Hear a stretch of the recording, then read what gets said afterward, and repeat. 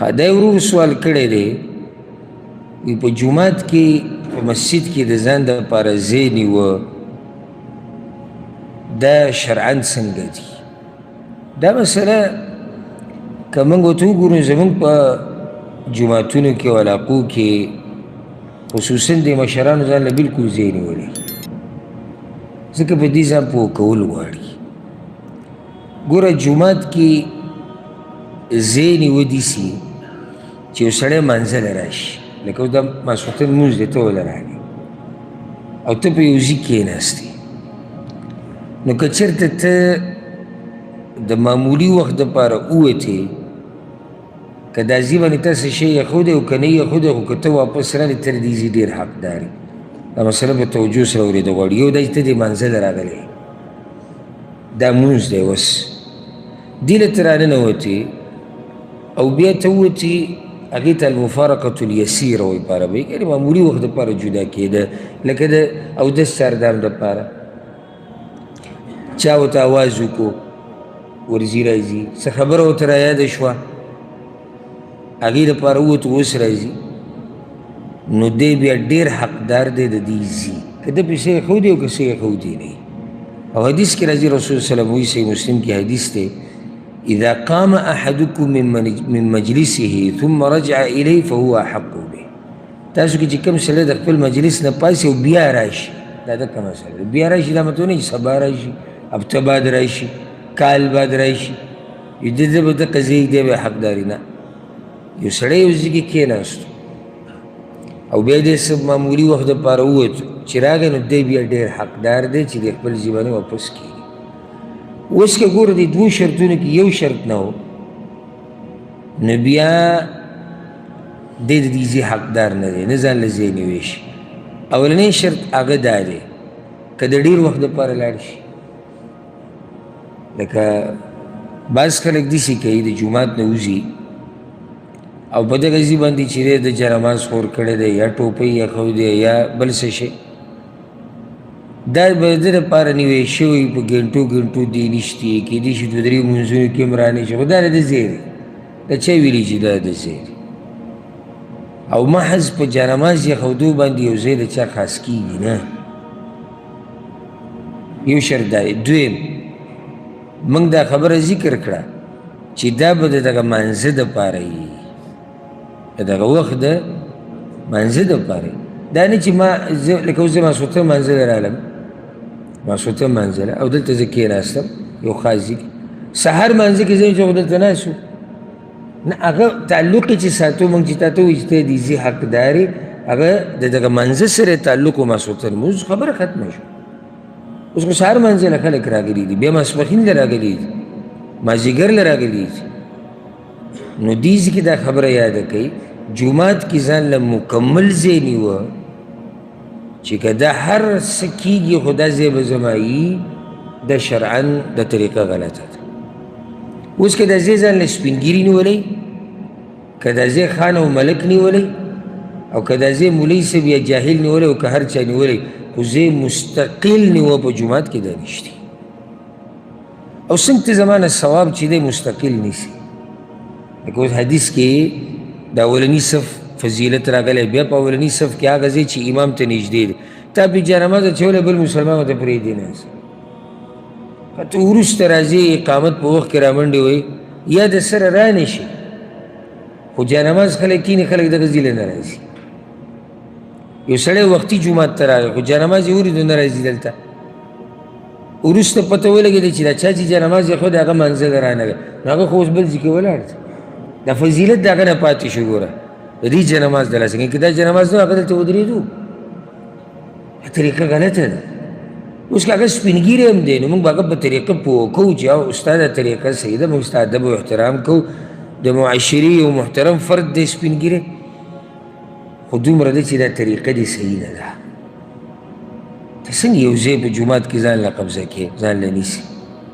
کله چا ډېر شوق یي چې دی همیشه په اولني صف کې او په امام پسې شاته وختي دې راځي ته چا منع کړی خو نه خو ځان له جانمازونه خورول او مکمل صف نیوه دا ما ته خو بهسې دلیل نه دی معلوم چې دا کار روا دی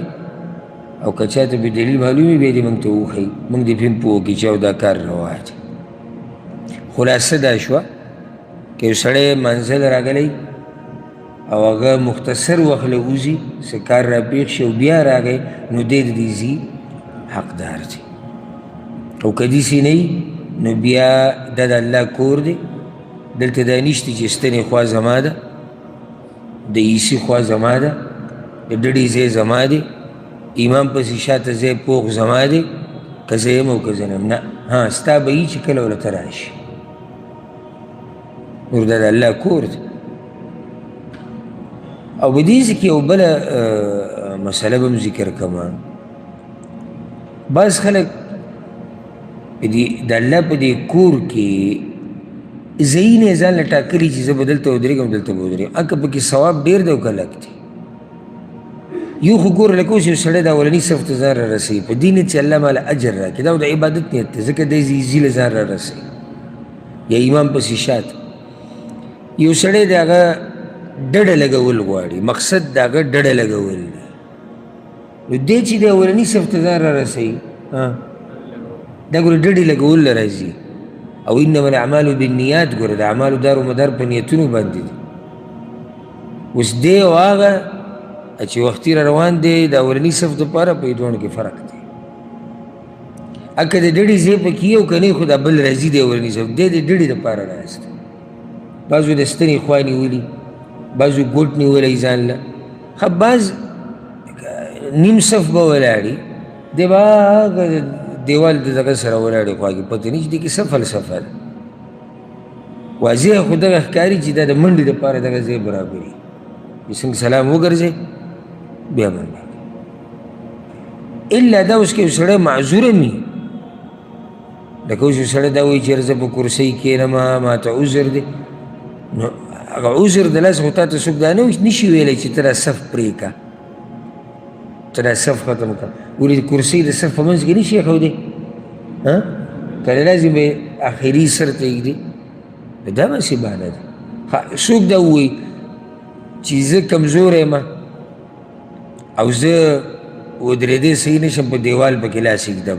نږدې ورځ کې موږ دا مسله ذکر کړې مانځه کې به صحیح شي لاس ایښوده څنګه لازم خو نه چې دیوالي په امسا لاس ایښودی شي. داسې هغه دې پورې خبره کومه چې دا عذرونه ټول کمزوري دي. یا بعض وایي ما له ګرمي کېږي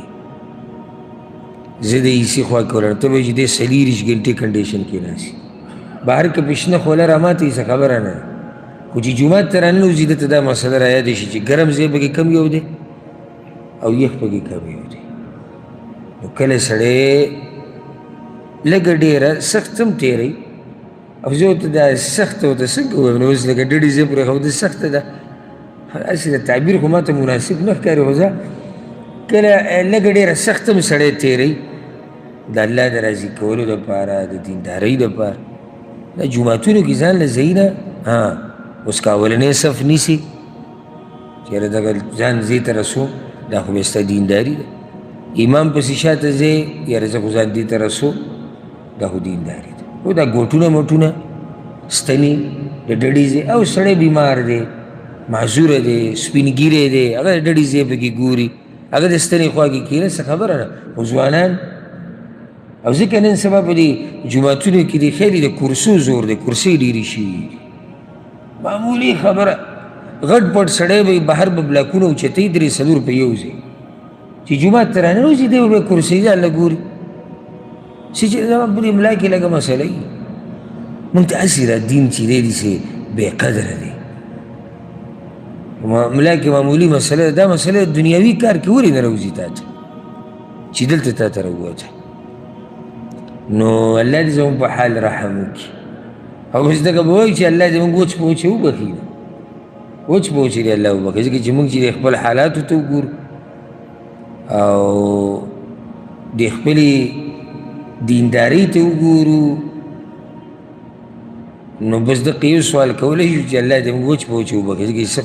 څه زموږ په اعمالو کې موږ ته داسې ښکاري نه چې موږ داسې الله ته نږدې خلک یو یا قرباني ورکوو.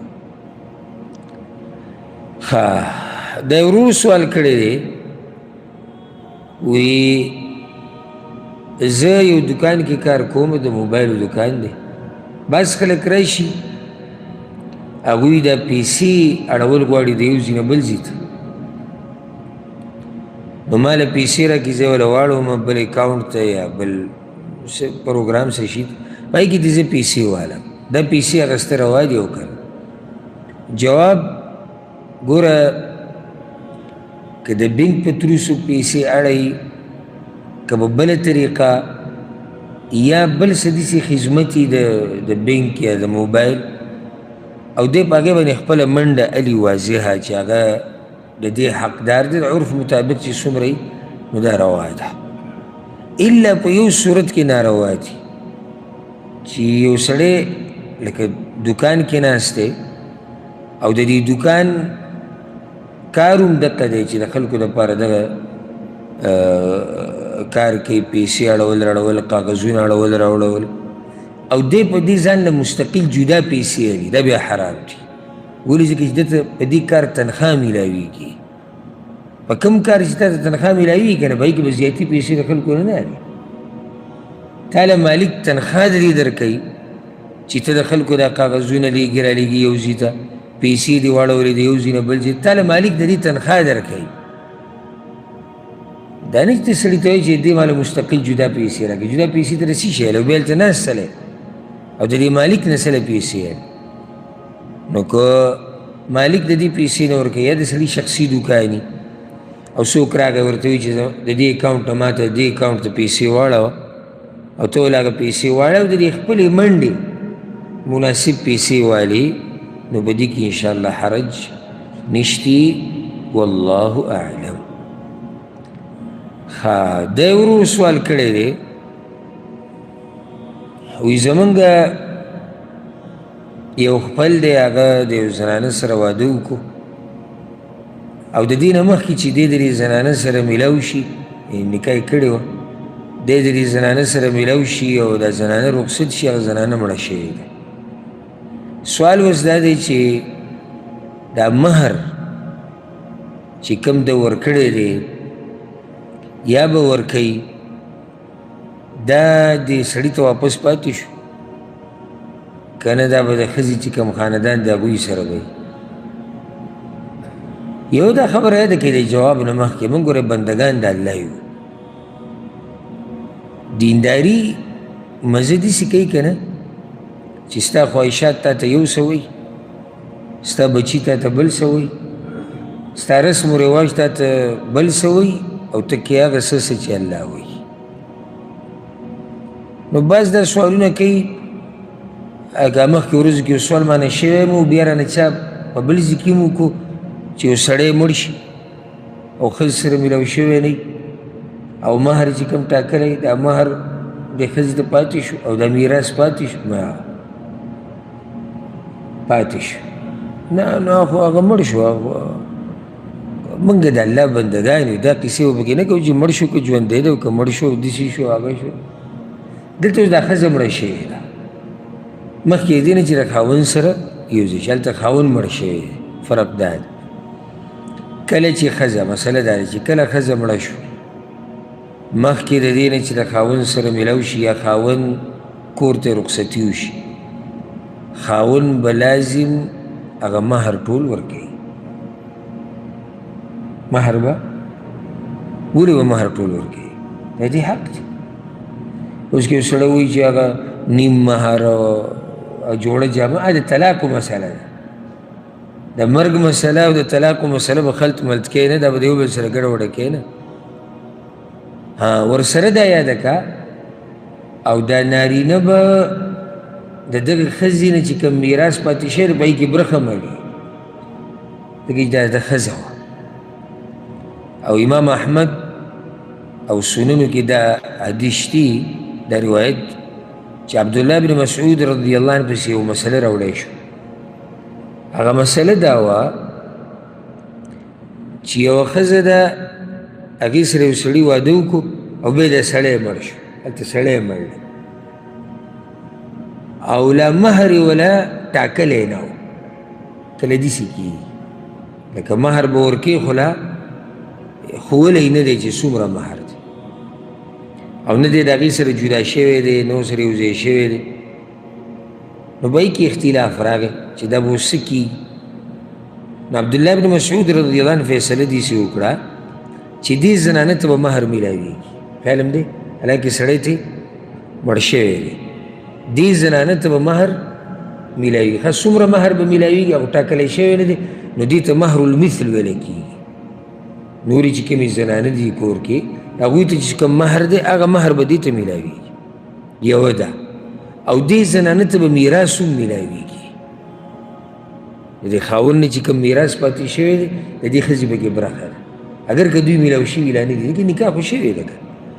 او درېیمه مسله یې ورته دا وایي وعلیها العده، او دا زنانه به د خاوند د مرګ عدت هم تېروي 4 میاشتې او 10 ورځې. کله چې هغه دا خبره وکړه یو بل صحابي ناست و معقل بن سینان رضی الله عنه، هغه دا وایي زه ګوایي ورکوم د دې خبرې چې د رسول صلی الله علیه وسلم خواته د یو زنانه مسله راوړی شوې وه چې د هغې نوم و بروع بنت واشق، او دغه شان فیصله رسول صلی الله علیه وسلم کړې وه. دا بروع بنت واشق چې دی رضی الله عنها د دې خاوند هلال بن مره هغه هم دې سره نکاح وکړه،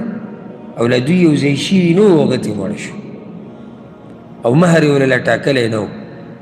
نو رسول صلی الله علیه وسلم خواله چې مسله راوړی شوه، نو هغې رسول صلی الله علیه وسلم وی دا بروع چې ده دا کومه زنانه چې ده د دې به مهر به ورته میلاویږي او مهر المثل دې دلته ټاکلی شوی نه، که ټاکلی شوی بیا به ورته حقه مهر میلاویږي. ورسېدې په دې مسله که نه دا د طلاقو مسله نه ده. ګورئ که ډایرکټ د سړي ذهن ته کله بله مسله راشي، لکه اوس خاوند یې مړ له هغو سره میلاو شوی نه دی، او ښځه مړه شوه او له خاوند سره میلاو شوي نه، او دا ځوان شی ډایرکټ وله فتوا رواجي چې بس د دې نیم مهر دی او یا جوړه جامه ده، او ځکه چې نو ته د طلاقو مسله بیانوي څه؟ خو د طلاقو مسله جدا ده. دلته طلاق ملاق نه دی، د ده ښځه ده،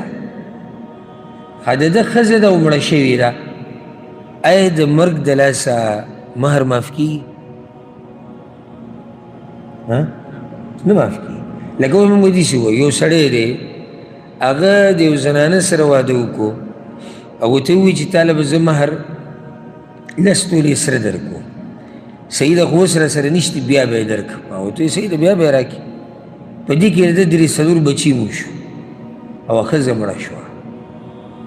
د دې مهر باره کې هم څه خیال دی؟ د دې ښځې حق دی که نه دی؟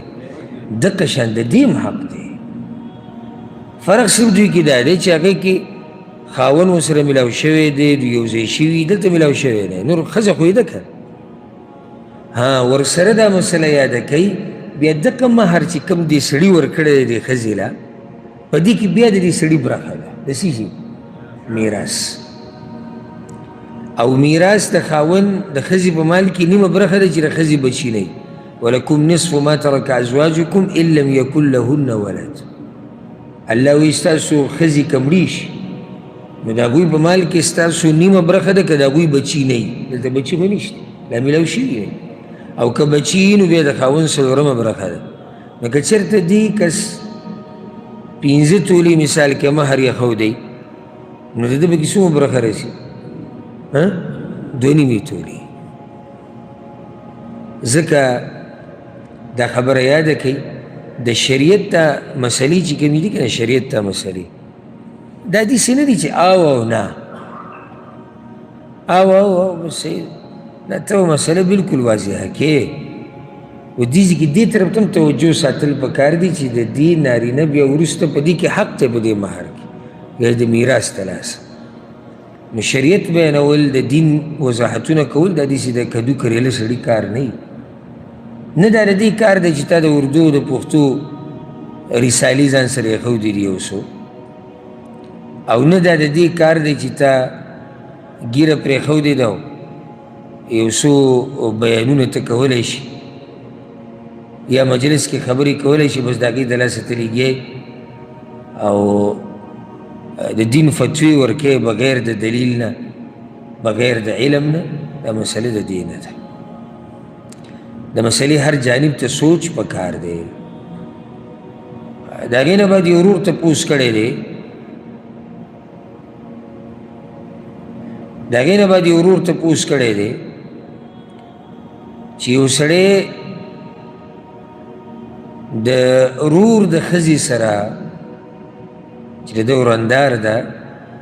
څومره حدودو کې د هغې سره تعلق ساتلی شي د ورور د ښځې سره څومره حدودو کې تعلق ساتلی شي اصل کې دا مسله یاده کړئ ګوره د خاوند ورور چې دی دا په محارمو کې نه دی اول دا خبره یاده کړئ دی په دې زنانه باندې د همیشه دپاره نه دی حرام او نه پې دا زنانه د همیشه دپاره حرام ده که نه کېږي پرېږدی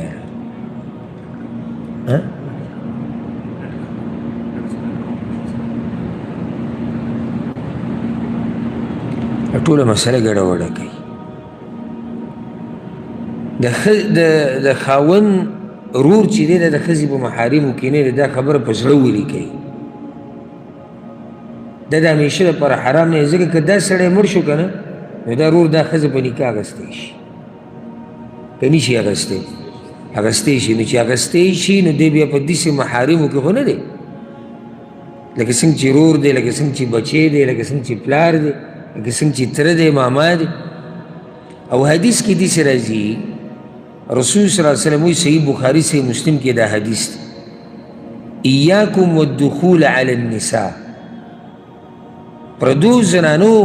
سره به جدا کېږئ نه د هغوی خواله به نه ورځئ نه به ورننوځئ د پردو زنانو خواته یو سړي پکې دا ووایي په انصارو کې یا رسول الله افرأیت الحمو اوس د خاوند خپلوان چې کوم دي دوی به څه کېږي رسول وسلم ورته الحمو الموت دا خو مرګ دی هغو ته مرګ ویلی دی نو حدود دا دي زمونږ کم رسم و رواج چې دی او د معاشرې چې کم حالات دي هغه داسې دي چې لازم دارونه یو ځای اوسېږي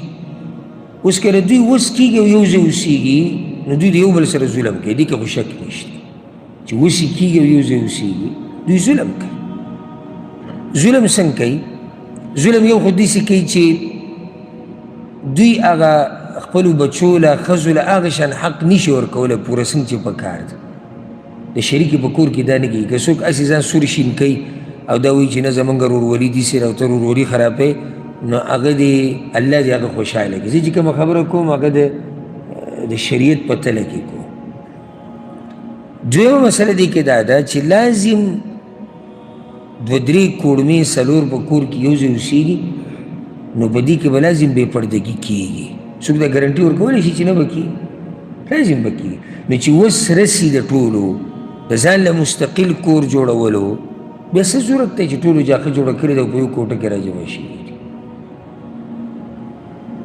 مسله د هغه چا ده چې طاقت نه رسي د هغوی چې مستقل کور ځان له هر یو جوړ کړي او جدای شي نو بیا حدود د تعامل هغه دا دي چې ګوره د ورندار سره د لرې نه دوا سلام کول روا دي د لرې نه لازم نه چې دا ورندار به مخې له راځي تا ته او تا ته به وایي چې په خیر راغلی او بیا به تا ته خاندي او بیا به تا ته ولاړی نه د لرې نه تا ته ووایي پلاني په خیر راغلی یا تا ورته ووایي په خیر راغلی صحیح ضروري مسله را پېښه شوه تا ته یو تپوس کو هغې تپوس کو د لرې نه هغې تا ته ووایي چې پلانې چی شو یا څه ټیم به راځي یا هېڅ خبره نه ده د دې نه اخوا ګپ شپ لګول مخامخ یو بل ته کېناسته د ډوډۍ په ټیم کې ټولو یو ځای راجمع کېده غیر شرعي کارونه دي ولې څوک به دا ګارنټي ماله راکړي چې شیطان به په منځ کې رانی شي چې سره شته دا ګارنټي او هسې څه د دې څه قیسه میسه خو هم نه ده اورېدلې که نه چې دې څه شوي دي که ډېرې کیسې راغلي دي کله چې هم د شریعت خلاف کاري که نه نه کې لازم فساد وي او فساد راځي یو سړی به دا وایي چې زما زړه ډېر صفا دی نو یو خو ځای په ځای ته ما ته د خپل زړه صفت کې زه د شریعت مسله بیانوم ته زړه یې د دې صحابه کرامو د زړونه ولې خراب کړو او د رسول وسلم د بیبیانو د زړونه ولې والعیاذ بالله سکاو چې هغوی پردې کولې. دا د زړه پاکوالي او سخوالي مسله نه ده. اول دا یاده. دویمه، زه ستا زړه صفا دی، ته به ما له ګرنټي راکړې چې دا به د مرګه پورې داسې صفا پاتې شي. انسان په خپل ځان څه اعتبار او څه یقین دی. ته ښه سړی شوې، د دې بل به ګرنټي راکړې؟ هغه هم ښه سړی شو، دا بل چې دی کم به موږ وایو چې او د ده زړه صفا دی او موږ ګرنټي ورکوو چې څه به نه کېږي. شیطان دی، حریص دی. ځکه رسول صلی الله علیه وسلم وایي کله چې پردی زنانه او پردی نارینه جمع کېږي نو درېیمې، دا دوه چې جمع کېږي درېیم پکې شیطان نه دی که نه؟ د حدیث نه دا مستثنا دي. رور او ورندار ښه باقاعده زموږ په معاشره کې بعض خو ښه ګپ شپ ورسره لګوي کوله، ښه دقه شان د واده خبرې، د مینې محبت خبرې. لکه اوس د دې یو واده نشتی لا، نو واده به ماله داسې وکړي، ماله به داسې جنۍ وګورې، هغه ورسره خاندي، دا ورسره دا د کوم ځای خبرې دي؟ کیدای شي زما په دې جواب باندې ډېر خلک اعتراض وکړي دا خود ساخته پښتانه چیز دی. دا وګوره دی څه خبرې وکړي، دا شریعت دی، دا غیرت دی، دا پښتو ده. یو سړی دی، د هغه ښځه ده، د هغې څه کار دی چې د خاوند د رور سره دا ګپونه لګوي چې تاله به داسې ښځه راولو، تاله به ښکلې راولو، بیا به تاسو داسې یې، بیا به داسې یې، بیا به څه کار دی دې د سره دی ګپ شپ؟ که نه څه وجه شتي؟ اوس که خور لګیا ده رور ته وایي چې تاله واده کوو، تاله جنۍ ګورو، سړی وایي زه خور یې ده. ترور لګیا ده، سړی وایي ترور یې ده. مور لګیا ده، مور یې ده. نیا لګیا ده، نیا یې ده. خو دا دار لګیا ده د یو ځوان هلک سره چې د شهوت دی، د هغه سره دا ګپ شپ لګوي. بیا خصوصا په هغه ټایم کې ډېر احتیاط پکار وي چې کله یو پکې په کور کې نه وي، دې د لاسه بیا فتنه ښه ډېره شي. ځکه چې کله د یو زنانه خاوند په کور کې وي نو د خلکو بیا هم که د الله نه نه هېرېږي، خو دې سړي نه سترګه سوځي چې یاره دی دلته دی. چې کله دی کور کې نه بیا ډېر احتیاط پکار دی، ډېر احتیاط. په دې کې یو سړی به راپاسې ما ته وایي چې موږ خو خپلې ورندارې ته د مور په نظر ګورو. دا ګوره د افرادو مسلې نه دي، زه عامه مسله بیانوم. تا ته به ستا ورندار د مور په شان ښکاري، خو ده ته په ټولو چسپان کولی شي چې هر سړي ته زموږ د معاشرې چې دی هغه ته ورندار د مور په شان ښکاري. دا خو ته خپله قصه ماته کړې.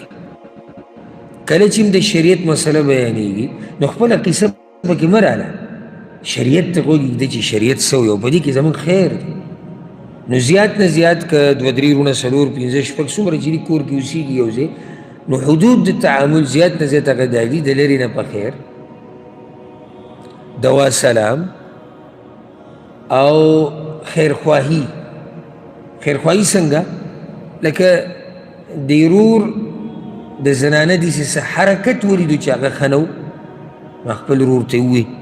چې دا حرکت ما ولیدو دا ښه نه دی، یا دغه زنانه ته په څه طریقه نصیحت وکړي، خیرخواهي وکړه. دې حدودو کې تعامل جایز دی، د دې نه اخوا نه.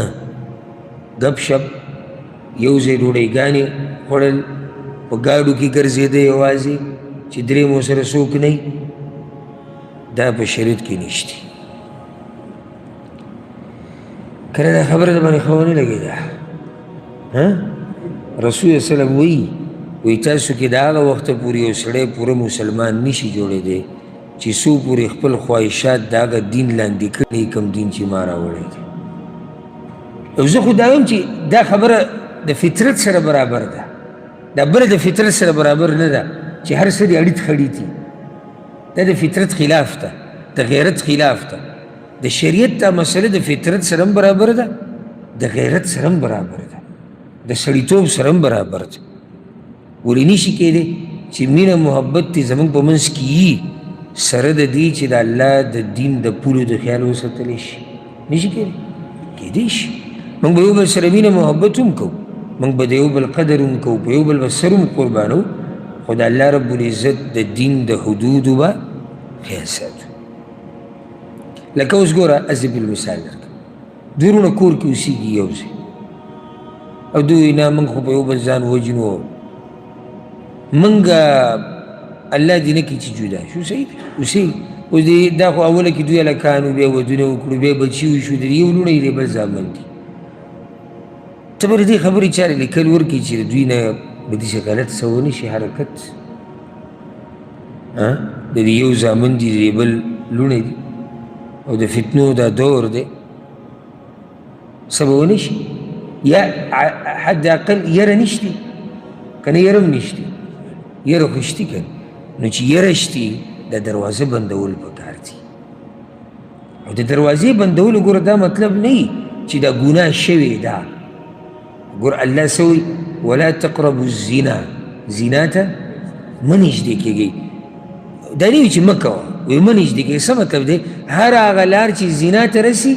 هغه بنده کړه دا مطلب دی نو دلته هم دا حال یوه لار کولاوهي زنا طرف ته ته دا لار څه کړه دا لار بنده کړه لکه دا مسله به الټه کړو الټه کړو چې ښه به پوه شو د یو سړي ګپ شپ لګول د خینې سره په دې باره کې څه وایي ناجایز دي خو زموږ معاشره کې کیسونه پکې راغلي دي کله چې د شریعت خلاف مسلې کیسونه راځي دا خو جي زموږ د خینه ده او دا هغه وایي دا زما اوښی دی او دا دیسې او دا ګپ شپ او دا کتبر او دا غمخادیان او دا یوازې چکرې دلته اوس به یو سړی ماته وایي چې دا خو ناروا دي دا موږ پېژنو نو دا چې ناروا دي دلته دا خور د ښځې ده نو هغه څنګه روا شو چې کله رور د خاوند شو تاسو په دې مسله ورسېدئ که نه دلته خور د چا ده د ښځې یوازې کېدی نه شي د دغه سړي سره ها نو دغه شان دا رور د دې خاوند د یوازې کېدی نه شي د هغه ښځې سره چې هغه د دې رور ښځه ده او که په دې څوک خفه کېږي لکه کېدای شي ماته څوک دا ووایي یا په زړه کې ووایي چې زما هغه رور په دې خفه کېږي نو خفه دې شي رور دې خفه شي دی به یو څو ورځې بعد راضي شي یو څو ورځې بعد به د طبیعت برابر شي او که برابر نه شو نو حدیث کې راځي چې موږ به د خالق نافرماني نه کوو د مخلوق په راضي کولو کې او دې کې د خفګان څه دي لکه اوس ماته یو سړی دا وایي زما رور ماته دا وایي چې وروره د شریعت د حدودو به خیال ساتو او شریعت حدودو کې دننه څه کېدی شي دوا سلام دي تپوس دی ضروري خبره ده خیرخواهي ده د دې نه اخوا زما د رور د ښځې سره کار څه دی په دې کار سره ټول نه شو خو ته د په خیر خبره به کې که نه په خیر جایز دی چې حدودو کې ضروري پوښتنه مسله ده جایز دی یو خدمت را پیښ شو حدودو کې دننه هغه صحیح ده کولی شي خیرخواهي کولی د دې نه اخوا ته څه غواړې ما ته ووایه اوس د دې نه اخوا که څوک سلار کولاوال غواړي نو بیا خو زه په دې سړي باندې شک یم که نه زما دا خبره غلطه ده الحمدلله ګنجایش دي د دې نه اخوا ته څه ته څه وایي زه دې سره یوازې کښېنم ګپ شپ لګوم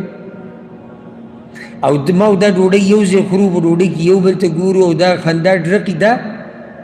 یا په ګاډو کې یوازې چکر یو په رکشو کې ګرځو را ګرځو یا دا خاوند په کور کې نه د دې او دا چې دی زه یوازې ګرځوم را ګرځوم کله د اختر سامانونه کله د یو شي د بل شي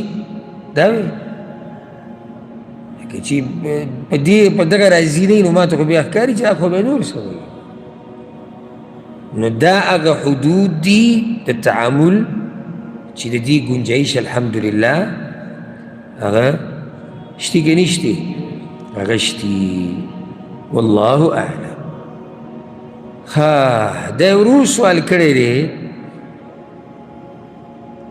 وی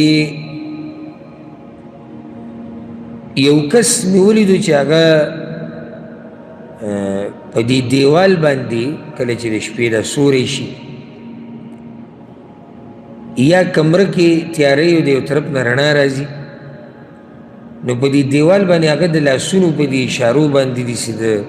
زناورو او د څاروو شکلونه جوړوي لکه دا ګوتې کته بره کې یو فن دی بعض خلک په دې کې ډېر څه جوړولی شي نو زما د هغه سره په دې اختلاف راغی چې دا به روایي که نه هغه ورته روا وي ما ورته ناروا وي. نو اوس دی سوال کوي چې دا روا دي که ناروا دي. اول خو دا مسله یاده کوي د ځان نه اول حکم مه صادروه چې څو پورې تا د یو عالم نه تپوس نه کړی دی او دوی دا ناروا دي او هغه دوی دا روا دي. حتی سره څه دلیل دی چې ناروا دي او د هغه سره څه دلیل دی چې روا دي. اول تپوس کوه بیا مسله بیانوه که نه اول به مسله بیان کړي بیا به تپوس کوي او که دا مسله تا غلطه بیان کړي نو بیا به ورسره څه کوي. دا خو د الله دین دی. ګوره د دې مسلې جواب په دوو نقطو کې هغه دا دی. اولنۍ که چېرته دا هسې هغه على سبیل التلهي لکه هسې داسې ټایم پاسۍ کوي د بچو سره لوبې کوي نو په دې کې اوس حرج نه وي ځکه چې دې کې داسې شکلونه نه جوړېږي چې هغه د سا د خاوند د شکل په شان وي. لکه که دې هسې یو لرې نه داسې ښکاري چې دغه مثال کې د سپي شکل دی یا اس دی یا بیزه دی یا ګډ یا پیشو خو د هغې پوزه کوم ځای کې ده سترګې کوم ځای کې دي غوږونه کوم ځای کې ده خو پکې نه ښکاري. نو که هسې سړی د وړو سره هسې ګپ شپ لګوي او ټایم پاسي دپاره چې د کله نه کله وکړي انشاءالله دې کې بس حرج نه وي. او دلیل پیدا کېدی شي لکه امام ابو داود چې هغه حدیث راوړی د عایشه رضی الله عنها موږ یو پیر دوه بیان کړی دی. وی کله چې رسول وسلم د تبوک د غزا نه راغی یا د خیبر د غزا نه نو د هغې په دې کوټه کې یو پرده وه داسې فحبت ریح دې کې سیلۍ وچلېده دا پردې اوچته کړه. چې دا پردې اوچته کړه نو د عایشه رضی الله عنها لوبې هلته پرتې و د هغې خو عمر کم او زنانه که د ډېر عمر هم شي که نه خو دوی لکه هغه د ډېر وخته پورې هغه خوی چې دی هغه د هغه جنکوی کومه چې کومې جنۍ چې عمر کوي خصوصا د دې 13 پورې 15 پورې د دې خوی نه بدلېږي. که چېرته مثال کې کور کې جنکۍ دي وړې وړې او هغو له ته نینځکې راوړې یا د لوبو څه سامان دي راوړ نو دا به ورته د هغوی نه زیاته خوشحالېږي. نو دا خوی ډېر زر د زنانه نه ځي. نو عایشه رضی الله عنها سره څه لوبې وی هغه ورته وایي چې ما هذا یا عایشه دا څه دي وي دا بناتي هغه نینځکې دي چې ما ځان له ساتلي دي. ورأى بینهن فرسا له جناحان ښه یو اس پکې جوړ شوی دی او د دې اس دوه وزرې دي. هغوی دا پکې څه شي وی دا اس نو وی دا دوه ورته سره کېدلي وی دا وزرې دي. نو رسول صلی الله مسکی شو چې فرس له جناحان د اس سره وزرې چې ته اس له وزرې جوړې کړي دي. هغې ورته ویې اما سمعت ان لسلیمان خیلا لها اجنحه ورې تا دا خبره نه ده اورېدلې چې د سلیمان علیه السلام سره یو اس و د هغې دوه وزرې. فضحک رسول الله صلی الله علیه وسلم حتی رأیت نواجده دومره وخندل رسول وسلم چې غاښونه ښکاره شو. نو که چېرته داسې ټایم پاسي دپاره یو سړی په ګوتو یا په لاسونو داسې څه شی جوړ کړي په سوري کې په دیوال باندې نو انشاءالله به دې کې به څه حرج نه وي. ها که د دې نه علاوه بل څه مقصد نو بیا پرېښوده غوره دي. ولې غوره دي؟ اکه خبره چې دروازه بالکل بنده شي. لکه نن خو دی لګیا دی هسې د ګوتو په اشارو او په خوځولو را خوځولو شکلونه جوړوي خو که دې کې دی لګیاو کېدی شي یو ورځ دی بیا د کاڼونه جوړوي بیا به یې د لرګونه جوړوي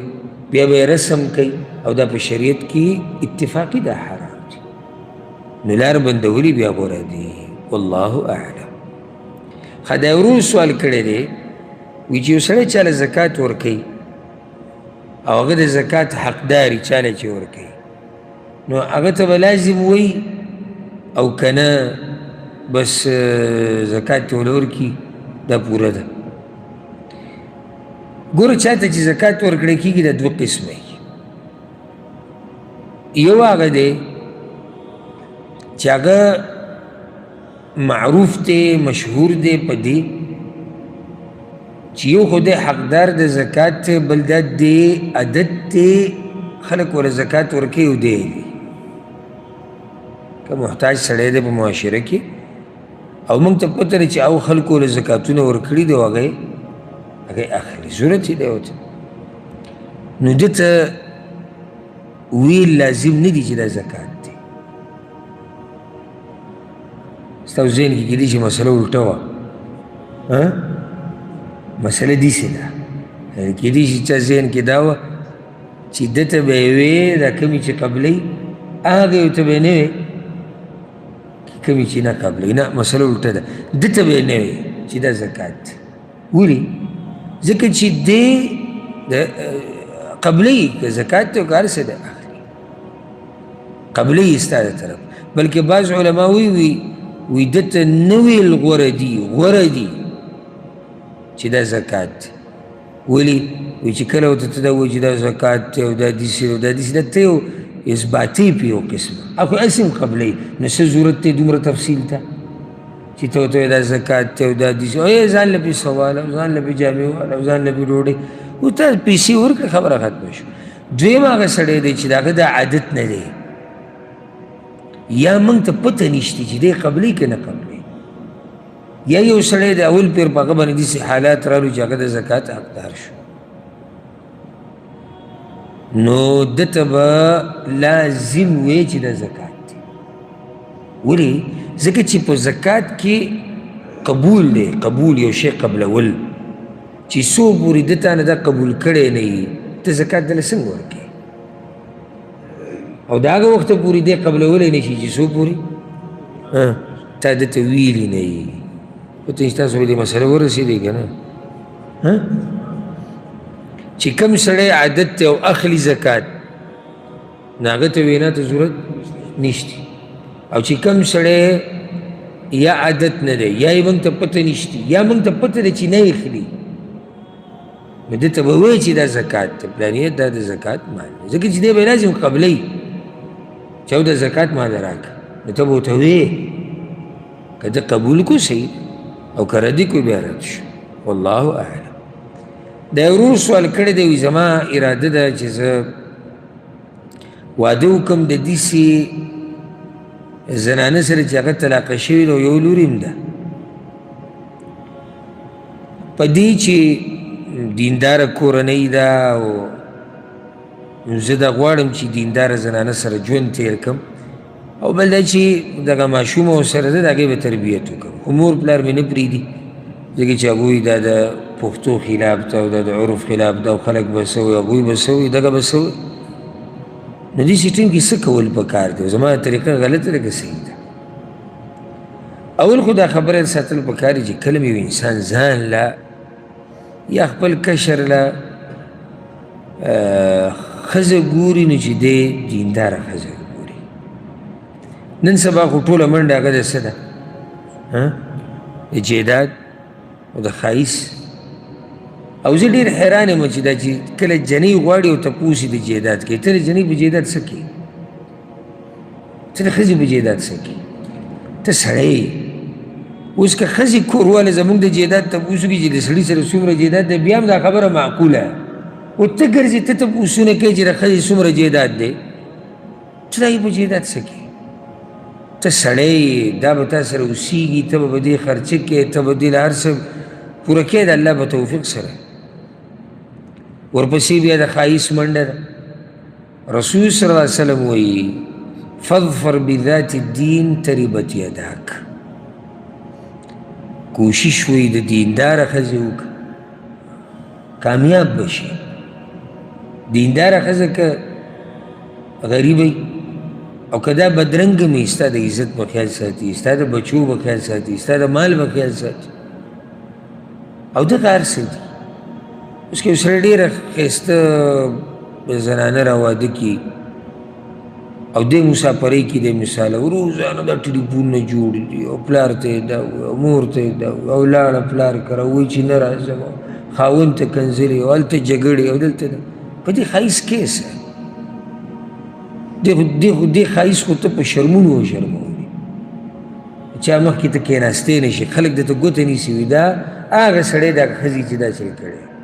هغه ښځې چې چغې وایي، هغه ښځې چې بدتمیزه ده، هغه ښځې چې دا چل کوي، دغه چل په دې څه ښځې څه کوي او په دې څه ښایست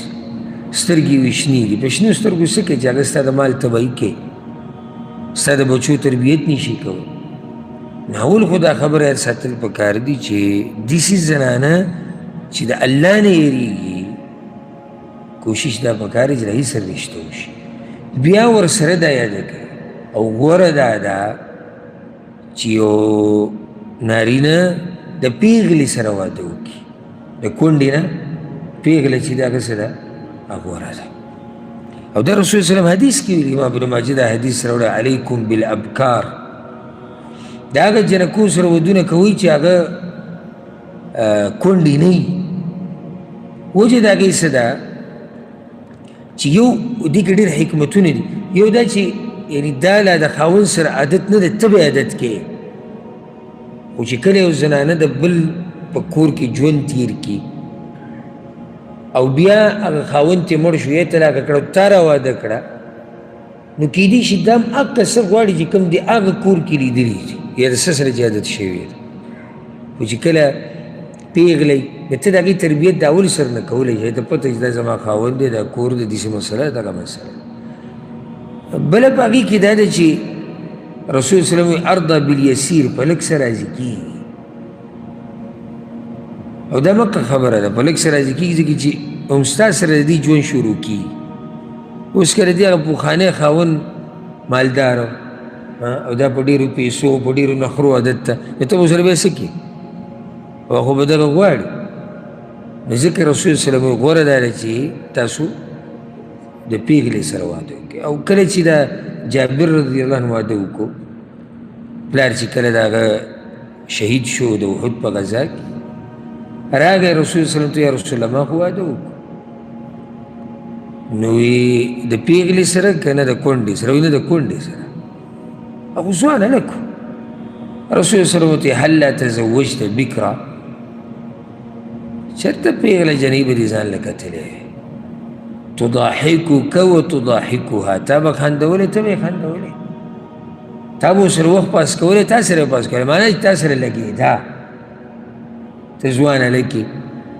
هغه به پیغله وه، نو وخت به مو ښه پاس کېده. نو دا خو غوره دا دی، الا که چېرته یو انسان ته په هغه زنانه کې چې هغه کونډه ده داسې څه صفات معلومي چې مثال کې دا دینداره ده، د خاوند د کور ساتلو تجربې ده، قدرمنه ده، صابره ده، صبر پکې دی، نو بیا دغه اختیار غوره دی، ځکه چې داسې صفات لیدلي د هغې د لاسه غوره کړي. او په دې باندې هم زه دلیل پیش کړم. جابر رضی الله عنه رسول صلی الله علیه وسلم ته بیا ووایي چې ما ولې پیغله جنۍ نه ده کړې، ورته یې ویي چې ان عبدالله هلک وترک بنات، زما پلار عبدالله مړ شوی دی او لوڼه یې پرېښودي، ټولې زما خویندې، واني کرهت ان اجیئهن بمثلهن، او زما دا نه وه خوښه چې د دغه خویندو په شان جنۍ به له راوله، دې ټوله به همزولي، نو دا به مشره راوسته، دا به د دوی تربیت کوي، د دوی به خدمت کوي، دوی ته به ناسته پاسته ښیي، د دوی یعنې خیرخواهي به کوي. نو رسول صلی الله علیه وسلم ته بارک الله لک، بیا خو دې پکې الله برکت واچوي. معنا چې دې ټیم کې د عبدالله د جابر ښه کار کړی که نه، دا کونډه د دې پیغلې نه غوره وه. ولې؟ ځکه چې هغه یو خبره نیولې د ذهن کې چې که زه جنۍ